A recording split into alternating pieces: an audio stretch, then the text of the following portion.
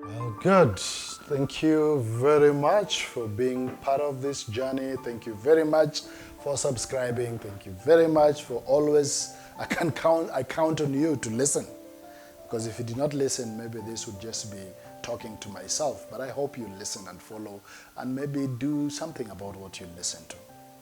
Now, one of the fantastic things that someone can go through, and personally I've come to appreciate, and I struggle with sometimes, of course, is a journey of self-awareness.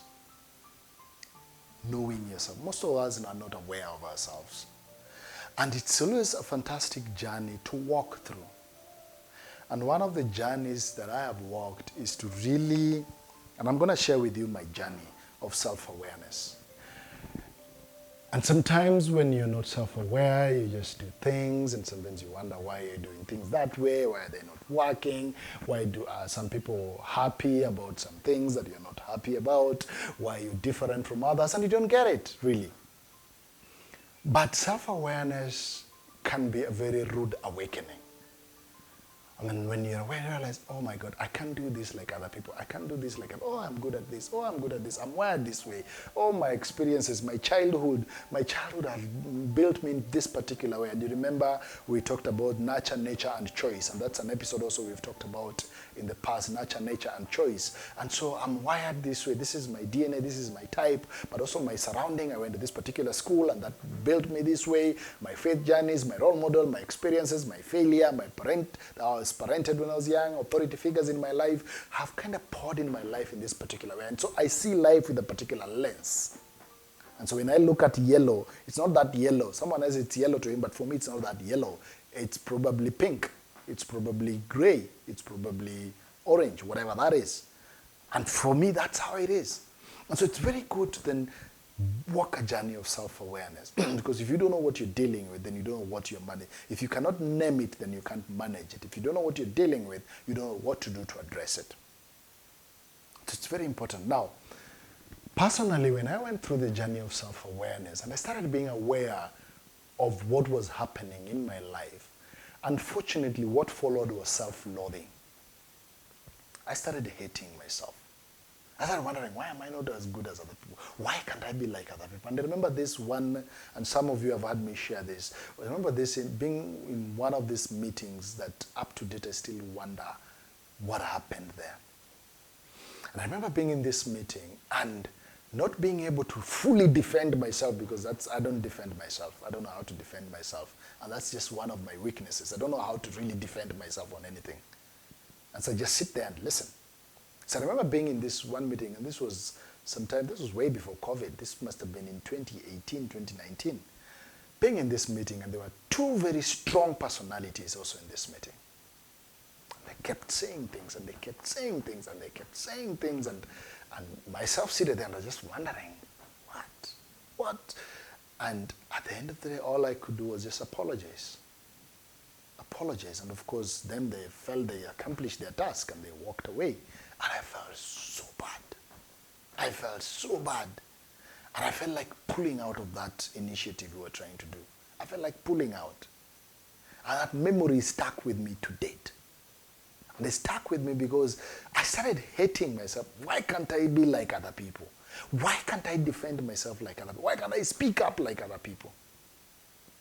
And some people, unfortunately, this phase of self-loathing can be too tough.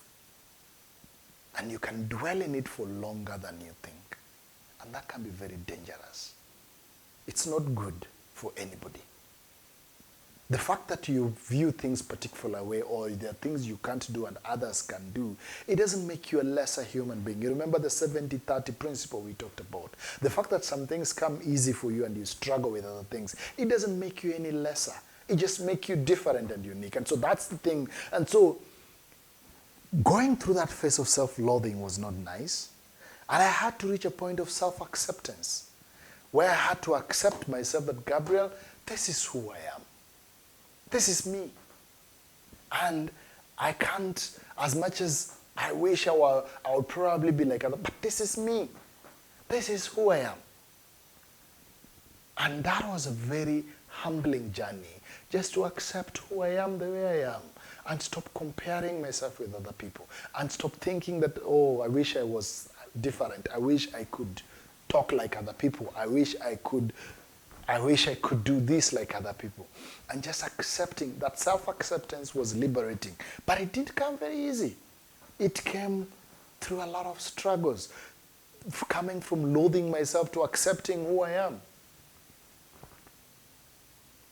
And upon acceptance, I had to embrace self-love. Where now, I had to love myself and tell myself, it's okay. Fight for your highest possible good. If you've listened to the previous episode, you've now heard us say love is fighting for the highest possible good of those around you. But also, how can I fight for my highest possible good? So I started being aware of how to fight for my highest possible good. And that's a space of self-love. And with that, then I realized that I needed to do some things for me to operate in that self-love, to ask for help. The things that I realized I was not good at, there were other people that were good at them, and I needed their help. And so, going into some of those difficult meetings, I could not go alone. I had to go with other people. I had to go with someone else who is different from me. Someone who's going to see things from a different perspective. And so I would not walk into some meetings alone. And up to date, I rarely walk into a meeting alone. I will always tag along someone and say, hey, I'm going for this meeting. Can we go together? Because when I'm in that space, there might be something that might provoke my weaker part, and I don't know how to bring it up. Someone else can bring it up. And when I go to such a meeting, I give other people a chance to say something. So maybe there's something I've not seen that they can see clearly. The second thing that I've then had also to do is to learn how to recharge myself. And that is to reboot, to refuel, and to refocus. To reboot, just sometimes say, okay, Gabriel, let's reboot. Let's start from, okay, what was all this about? Refuel, rest, get my energy back, do something that energizes me, do something that fills my tank, that makes me excited, and refocus and say, okay, Gabriel, let's review. What have we been doing, and how can we make sure that we are focused on the right direction? And the last of those that I've tried to learn how to do, and it's still a journey, is really to embrace the truth and have people around me that tell me the truth. And the people have given permission to tell me the truth. If I'm lazing around, if I'm undershooting, they call me up, Gabriel, no, Gabriel, you're supposed to be doing this. This is something you can do. And my wife has been one of those people that have really, really, in many ways, called me up. And I'm like, Gabriel, no, you're good, you can do this. And there are people who know me who tell me, Gabriel, no, that's something you can do. That's something, oh no, Gabriel, don't even try that. Let me do that. That's not for you. Let's get that. That can slide. You focus here, we will focus on the other one. And there are people who've told me, Gabriel, don't bother about that. We will do it. You just do what you're doing. So tell me the truth. And so that for me is very important in my journey to self-love.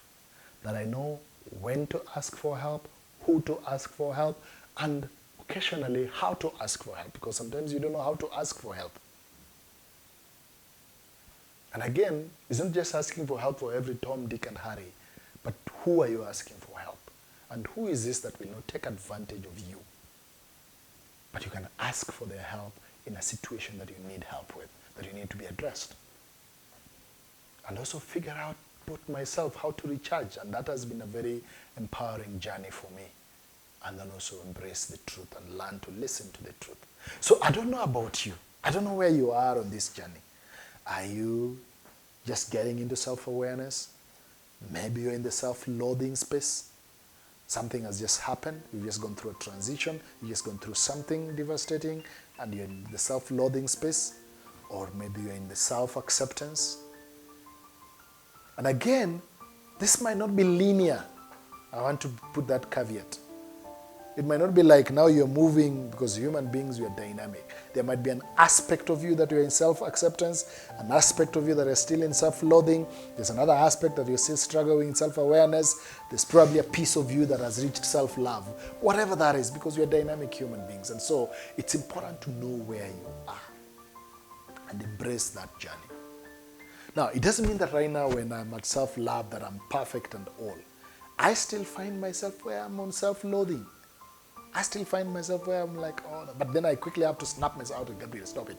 Ask for help. Someone will help you with that. You don't have to do it yourself. You can get someone else to do it. No, you can. You're good at this, Gabriel. Focus on what you're good at. Get someone to do that for you. Don't think that you can do it yourself.